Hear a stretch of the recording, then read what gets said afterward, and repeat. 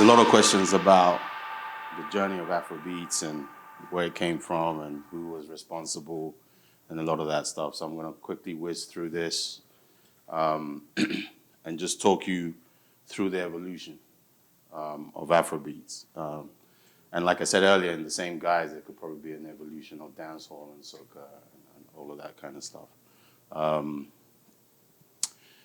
So Afrobeats, you guys know the correlation. There's Afrobeat and there's Afrobeats. There's the Fela Oke Afrobeats, Afrobeat, and then there's what we're listening to today. My colleague Femi at the back there did a similar documentary in the UK, The Evolution of British Black Music. And in that, you had things like, I think, Afrofusion and a few other genres of music. But the importance of Afrobeat cannot be denied at the moment. And why I say at the moment is because everything is a time and a place. And I have a feeling that dancehall will come back full circle at some point in Caribbean music. Afrobeats, it's a fusion, really, traditional sounds, high life, which is very Ghanaian, juju music, the likes of Sunny Ade, and it's more than 30 years to where we are today, where it's now an infusion of hip hop, dancehall, R&B. If you listen to Burna Boy, you can hear the dancehall infusions in his music, Wizkid as well. And the good thing right now is very much connected to the energy of Afrobeats, I think, is what people resonate with. Today, Afrobeats generates billions of streams, activates new dances every day on TikTok and Triller. There was a particular song, Love 1TT, I think, that became, I think the artist had forgotten about the song, and it was on TikTok for months before, and now it became one of the biggest songs in the world. When I was involved in this particular series, it was really about telling the story and how important generation of Nigerian artists kind of found confidence in the music, and it had been years in the making. When I first moved to Nigeria, briefly in 2011, Davido's first song just came out, Dami Duro, but nobody in their right mind thought this guy was going to be probably one of the biggest Afrobeat stars in the world. Wizkid was only, I think, 16 at that time, or a little bit younger. The importance of soft power, I think this is probably a topic for another conference. Soft power is the most important power the creative industry has. And it's something that I kind of feel like we need to focus on a lot more. So these images represent part of that Afrobeat journey.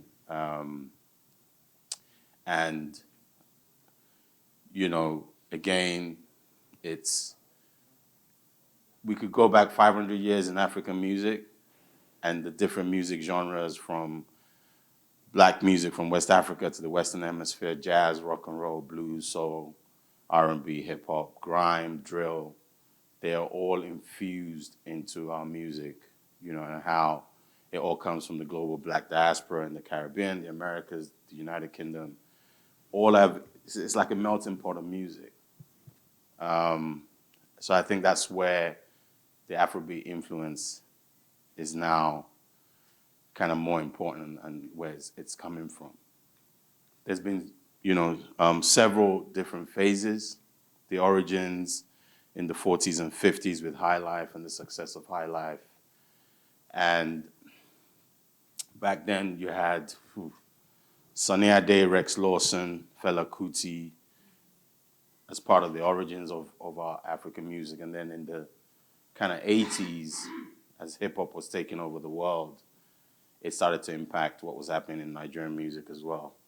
And then with, I don't know most of you if you heard about Festac 77. And it was at that time when the entire black world seemed to, I was probably, I'm not going to tell my age, but I was around. But I wasn't in Lagos, but I was around. And if you imagine trying to do this similar thing that Festac did then, now, I think it would be amazing. But at that time, the whole black world came to Lagos to celebrate culture and music. How fantastic if we can do something like that now. Then kind of like 86 to 95, we kind of saw our Nigerian radio was dominated by Black American music. Hip hop was the thing, but there was an underbelly of reggae, pop artists. You had record labels like Storm Records in 1991, and DJs like Jimmy Jack, who were very popular then. And there was this, tension between hip hop and local music. Everybody heard about probably when 50 Cent came to Nigeria and had an altercation with a local artist because he was being treated better than the local artist, and the local artist refused. I think it was something on the plane, asked to move seats. He said, "Why should I move? I'm just as big as 50 Cent."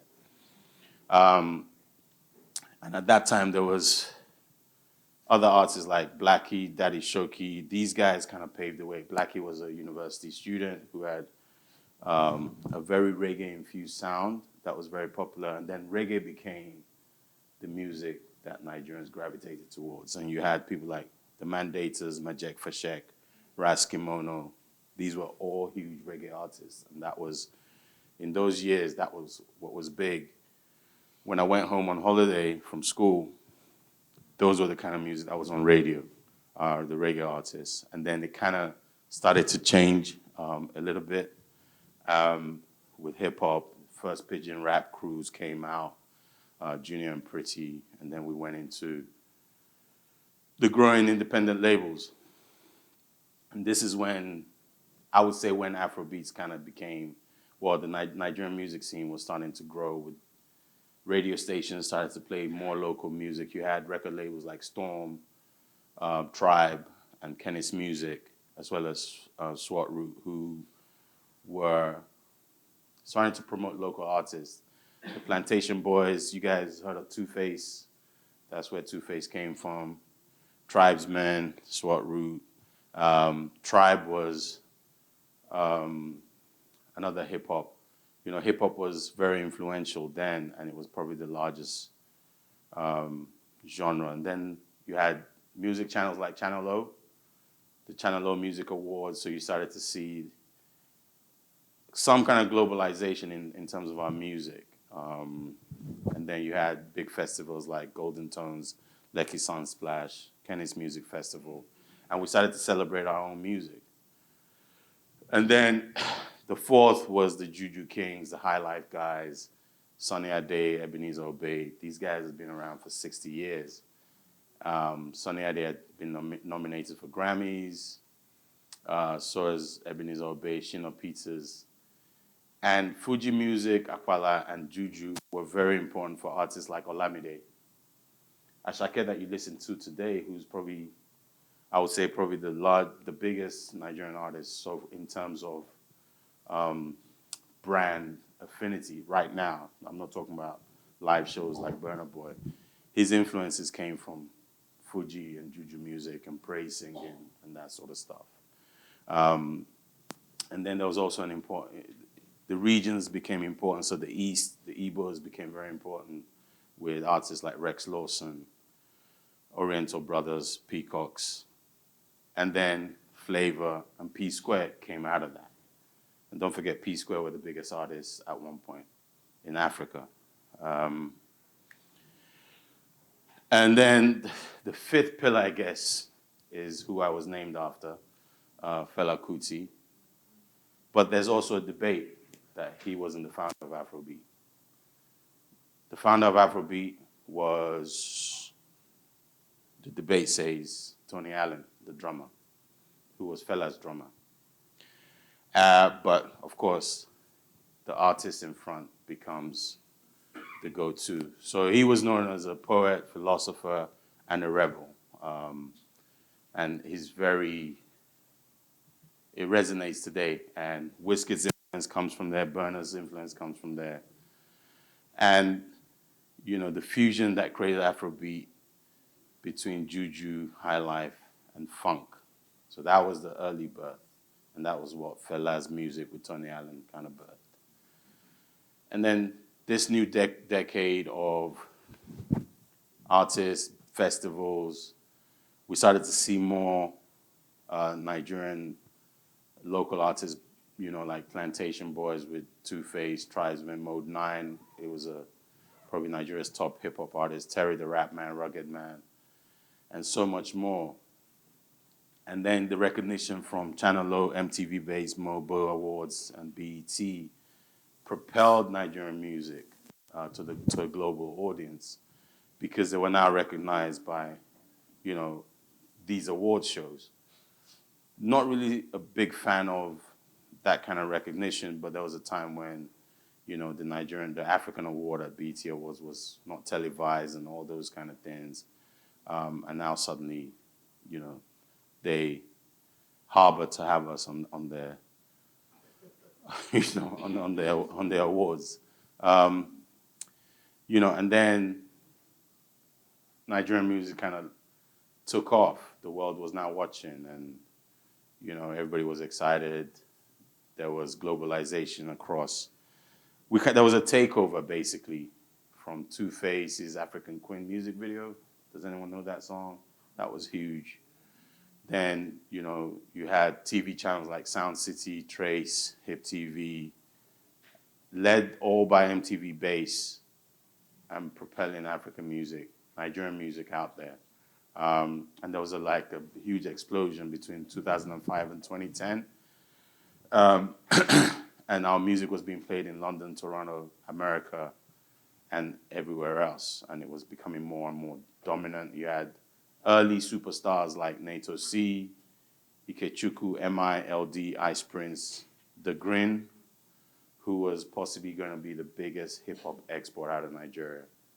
But he rapped in Yoruba, but unfortunately he died in a car accident just before he was, he got a co-sign from 50 Cent, who saw him do a freestyle online. But, unfortunately he passed away. And then, of course, we now talk about, on the female side, you got, Onyeka Onwenu on the top left. She was very instrumental in leading the way. Sasha was the first female Nigerian hip-hop artist.